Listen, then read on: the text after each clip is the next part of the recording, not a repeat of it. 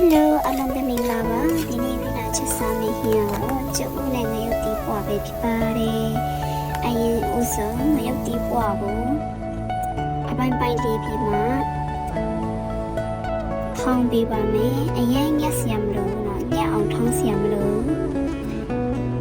ဒီကြိုင်စားအနည်းငယ်လေးထည့်ပေးပါမယ်ဒီငရုတ်တီးပွားထဲကိုစားအရသာရှိရှိလေးနဲ့စားလို့ကောင်းအောင်ပေါ့နော်ထောက်ပေးပါမယ်အရင်အားစိုက်စရာမလိုဘူး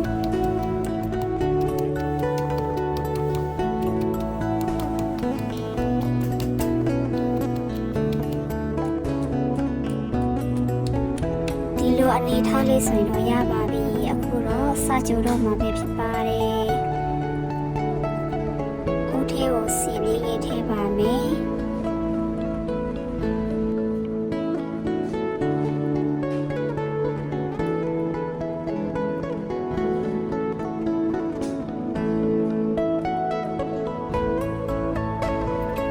စီပူပြီးဆိုရင်တော့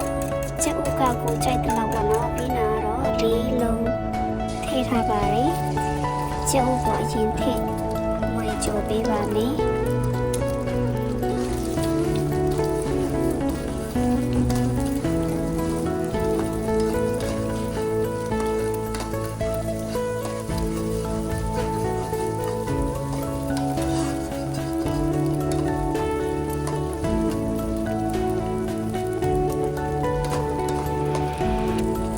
အနေထားရပြီဆိုရင်တော့ချက်သွန်ဖြူတဲ့ချင်းလေးကိုပြန်ထည့်ကြပေးပါမယ်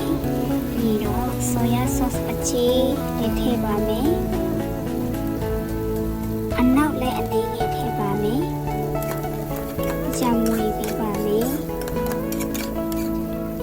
ရပြီဆိုခုနထောင်းထားတဲ့ငရုတ်တီးပွားကိုထည့်ကြပေးလို့ရပါပြီ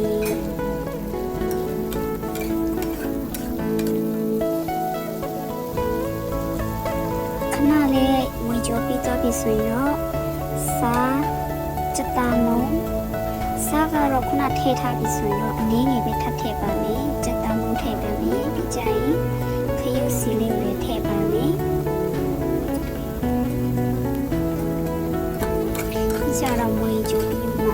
ဒီစဒီလိုမျိုးအနေထားဆိုတော့ရပါပြီအခုတော့ရတော့ပါပြီအရန်ကိုပူဆက်လေးနဲ့အရန်ကိုစားလို့ကောင်းပါတယ်